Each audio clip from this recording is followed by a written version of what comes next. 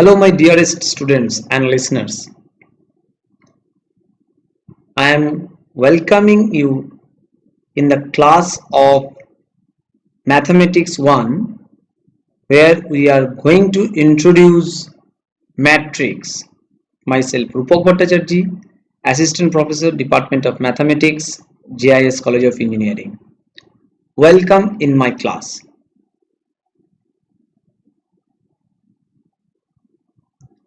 Is it very familiar to you?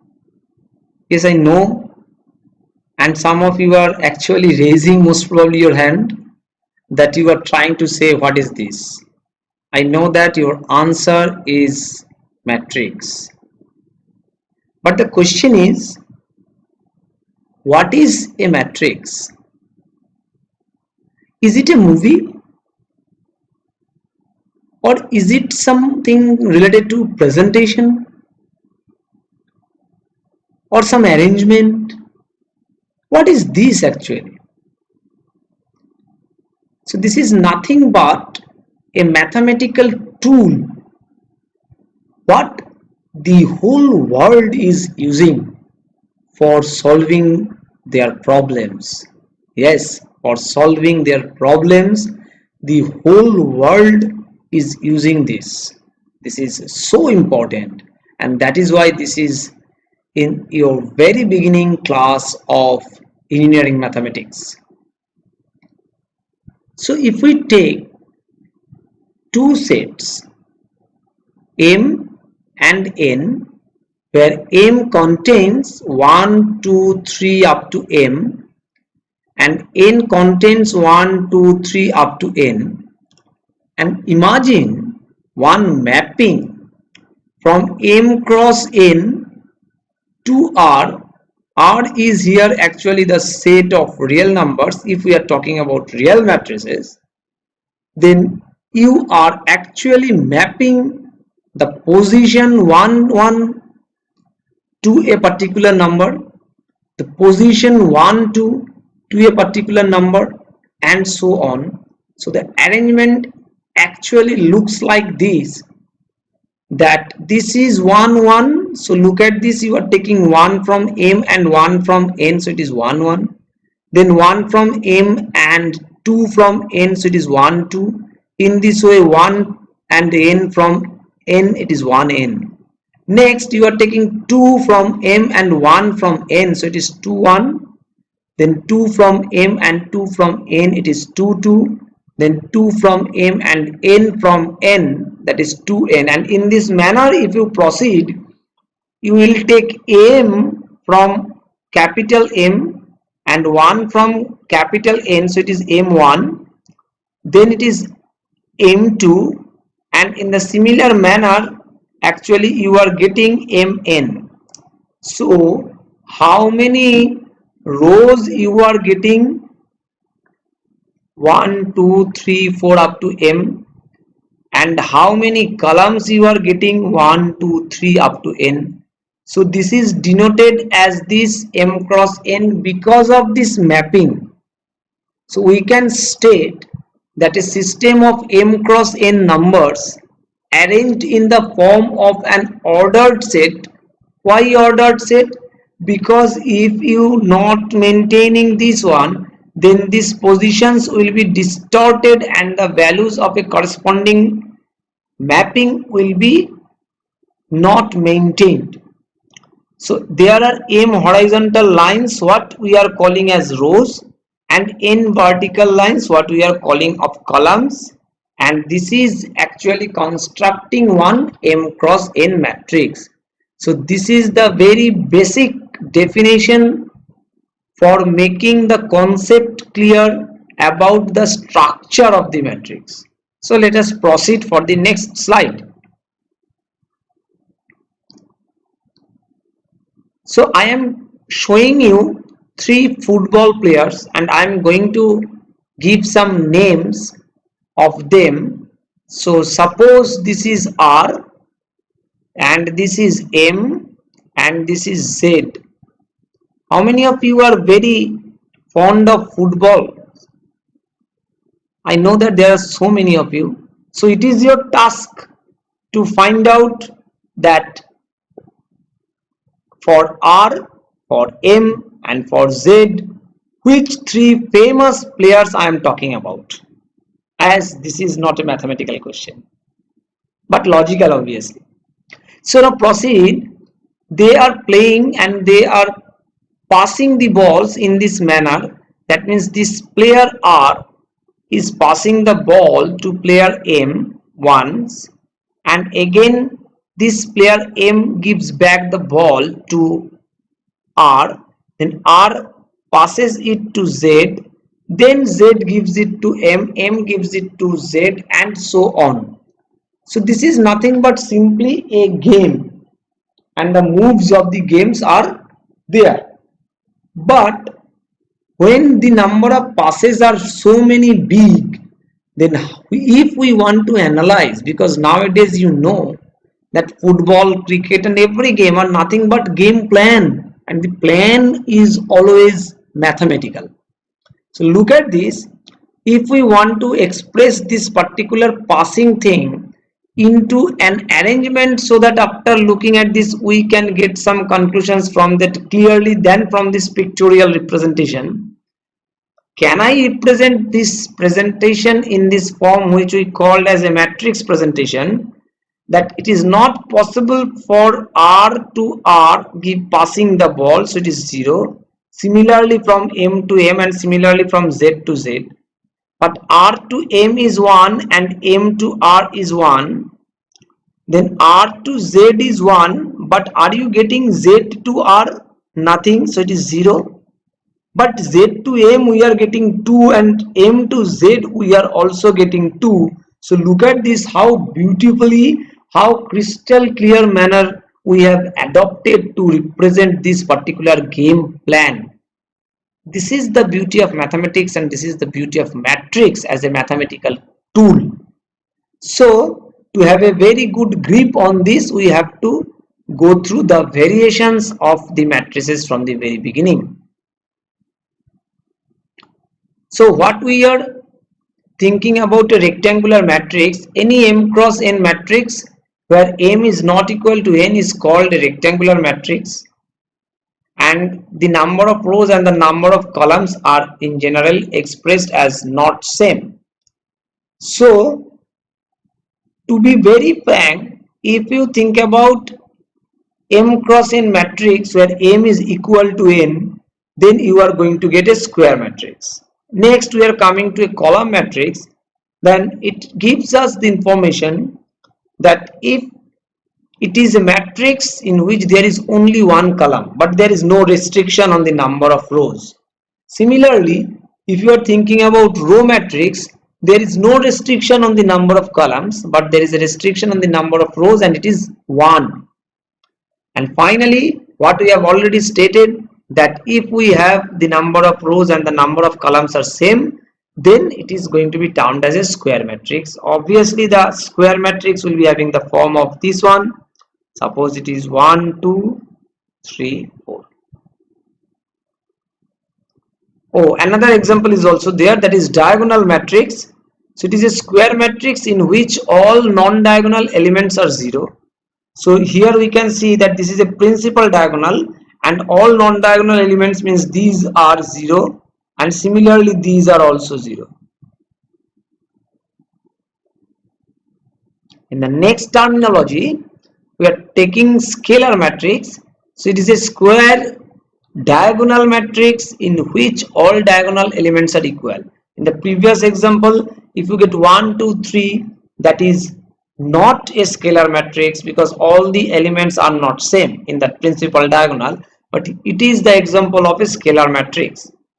Now unit matrix, or sometimes we are calling it identity matrix, and identity matrix of order 2 we know that 1 0 0 1, or order 3 it is 1 0 0 0 1 0 0 0 1, and so on. Next we are entering into a very important idea of triangular matrix, and it is upper triangular matrix. It is a square matrix in which all the elements below the principal diagonal are 0. Please concentrate. So it is your principal diagonal, and below means here all the entries here has to be 0. So if I take 1 0 0 0 1 0 0 0 1, this is my principal diagonal, and all the entries below the principal diagonal are 0. So is it a upper triangular matrix? Think. If I take a matrix 0 0 0 0 0 0 0 0 0, yes, you have assumed it properly, it's null matrix, and it is my principal diagonal. All the entries below the principal diagonal are 0. The definitions are satisfied. Is it upper triangular? Is it upper triangular? And in the vice versa idea of lower triangular matrix, the example is that, and it gives us the elements above the principal diagonals are 0.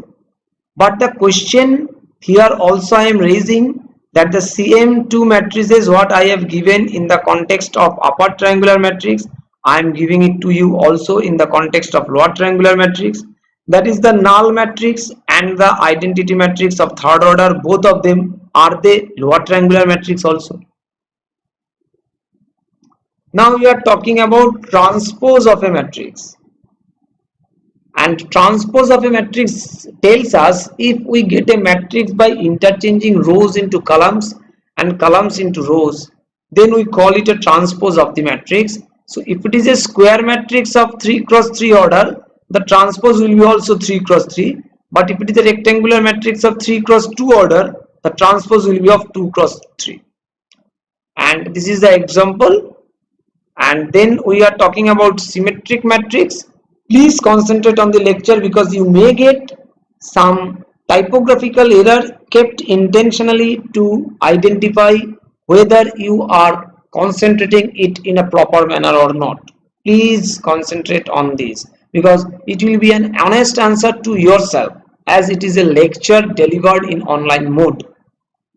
Okay, so symmetric matrix means if we have A is equal to A transpose, then A is symmetric, means after interchanging the rows into columns and columns into rows, if the matrix remains unaltered, then it is called symmetric matrix. So look at this, 1 3 5, it is also 1 3 5, 4 1, it is also 4 1, and 9. So if you change it into columns into rows and rows into columns, you will get the same matrix. So it is a symmetric matrix. Now the next definition is for skew symmetric matrix, and it gives us that A is equal to minus of A transpose. That means you have to take the transpose, then you have to take a minus sign, and if then they are same, then they are called skew symmetric matrix. So if A is this, first of all, if I have to take the transpose, then it will be 0 5 7, then it will be 5 minus 5 0 3, so minus 5 0, then 3, then 7 minus 7 minus 3 0, so minus 7 minus 3 0. If I now multiply minus with this, then what we are getting after making the multiplication with a minus sign, we know that matrix multiplication by a scalar quantity means multiplication of all the elements. So it will be 0 5 7, then it will be minus 5 0 3, and it will be minus 7 minus 3 0. Are we getting the first matrix as it was? If so, then it is nothing but a skew symmetric matrix because we have taken the transpose and then we have taken the minus of that one and we get the given matrix as it was. Now we are coming into another discussion which is termed as minor. Minor means if we are considering a square matrix of order n, then as it is the general representation of this particular matrix, then minor means we are considering Aij, or suppose if we are considering for this third order matrix A11, then in the row where A11 lies and in the column where A11 lies, excepting these two, the remaining part is the minor of A11. So the remaining part is this A22, A23, A32, A33. So if you are thinking about getting the minor of this one, actually you have to discard this and you have to discard this, and what is the thing remains is the minor of this particular element. Clear? And obviously you can get the value of this one. As it is a square one, you can take the determinant value. Next, the concept of cofactor is coming. Cofactor is nothing but minors with a proper sign, and this proper sign is defined as minus 1 whole to the power I plus j. So let us take a beauty of it. 1 1, 1 2, 1 3, 2 1, 2 2, 2 3, 3 1, 3 2, 3 3. If I take a third order matrix and their corresponding positions. So ij is 1 1, so there will be no effect, so it will be plus. But here ij is 1 plus 2, that is minus 1 whole to the power 1 plus 2 means minus 1 whole to the power 3, that is minus 1. So there will be an introduction of negative sign. It will be positive, it will be negative, it will be positive, and it will be negative. Then it will be positive, it will be negative, it will be positive in the context of cofactor. So look at this, there you are also getting symmetry, because mathematics is nothing but the story of symmetry. So if you think about this m11, means you are taking about c11. So look at this, it will be minus 1 whole to the power 1 plus 1, and this 2 1 and this 7 and 6 are remaining. So you can take right this, then you can take the determinant of this one, 12 minus 7, so it is 5, and this is 1, so it is ultimately the answer is going to be 5. So we are moving in the next part. So we are taking the same matrix and we are trying to construct the cofactor matrix. So cofactor matrix means after taking the minors, then calculating the cofactors. If in place of aij, if we place the cofactor of aij, then the new matrix which is constructed by that logic is going to be the cofactor matrix. It is as simple as that. Do it sequentially as per the logical definition. Now adjoint matrix is that if we take a square matrix, then the transpose of its cofactor matrix is adjoint A. So if it is your A and if it is your cofactor matrix of capital A, then look at this, we have taken the same one. The adjoint is nothing but the transpose of this. So if you make the transpose of this one, what you are going to get, look at this, your first row is 5 3 minus 6, it will be coming as first column, so it will be 5 3 minus 6, then 10 minus 6 9, then 10 minus 6 9, so it will be also 10 minus 6 9, and then minus 3 minus 1 2, so it will be 3 minus 3 minus 1 2. Clear? So this is the adjoint of A. I have given you the clue in some slide, 2 or 3 slides before, that you have to identify what are the typo mistakes are over there kept intentionally. But before asking you to the question, I have given the answer. But I will give you another opportunity in the coming slides. Now inverse of a matrix, this concept is known to you, that if we are taking A and if we are getting another matrix A inverse, rather denoted by A to the power minus 1, such that this condition holds, then we can talk about that this is the inverse of the previous one, and actually A is invertible, and the definition is 1 by determinant A into adjoint A. And so it is, according to the definition, it is very much clear that as we are talking about determinant of A, that means A must be a square matrix, as well as if determinant of A has to be not equal to 0, otherwise this can't be calculated. So it must be a singular with this adjective, non-singular matrix. Now we are coming into another definition. This is the definition of orthogonal matrix, and this gives us this, that A into A transpose is equal to I. Please concentrate. So if you multiply A inverse from the left hand side with this particular definition, then what you get, A inverse A is I, A transpose is equal to A inverse. So it is also the same thing of orthogonal matrix. So I have to check whether this is orthogonal or not. Cos theta sin theta minus sin theta cos theta. So if you are taking transpose, cos theta sin theta will be coming in the first column. And please check this symbol. This is not going to be there, because if you are making any mistake like this, you will not be able to prove that whether it is orthogonal. So this will not be coming in the diagram. But minus sin theta cos theta, so again this minus sin theta will be here. Now it is your correct A transpose. So now A into A transpose is cos theta sin theta minus sin theta cos theta, and cos theta minus sin theta cos theta. According to the general process of matrix multiplication, you get this. Minus sin theta cos theta sin theta will be vanished, it will be vanished, it will be 1, it will be 1. So we are getting actually the matrix as 1 0 0 1. What is this? This is nothing but the identity matrix. So the definition, required definition, is fulfilled. So we can claim that it is orthogonal one. Now another definition of called idempotent matrix. This means where we have to take a matrix where A square is equal to A. So look at this. If we take this matrix and if we take the matrix multiplication by the same one, we are getting back the next matrix as the same one. So we can call that A is an idempotent matrix. And finally, another property for trace of the matrix. The trace of a matrix means the summation of the diagonal elements. So the trace of this matrix is 1 plus 5 plus 9, that is 15, and the trace of our identity matrix of order 3 is 3, and the trace of our null matrix of any order is always 0. Now a little discussion on the application of matrix.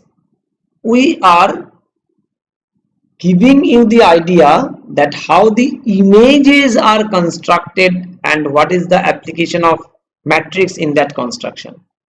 So look at this. We are taking the integers from the set 0 to 255, where 0 means black and 255 means white pixels. These types of pictures are known to you. Look at this, how many grades of black and white has been created by this matrix representation. So 0 means black, so it is totally dark, and 255 means white, means it is totally white. It is also white, but look at this, there is a change of gradation. This is also black, so there is a change of gradation. This is from black to white, it is also having change of gradation. This is also from black to white, but there is different gradations. So look at this, 0 1 2 3 4 in this way. If we write this matrix, then the blackish part of black is going to be decreased, and in this manner of 256 elements, we are getting 256 gradations of black and white.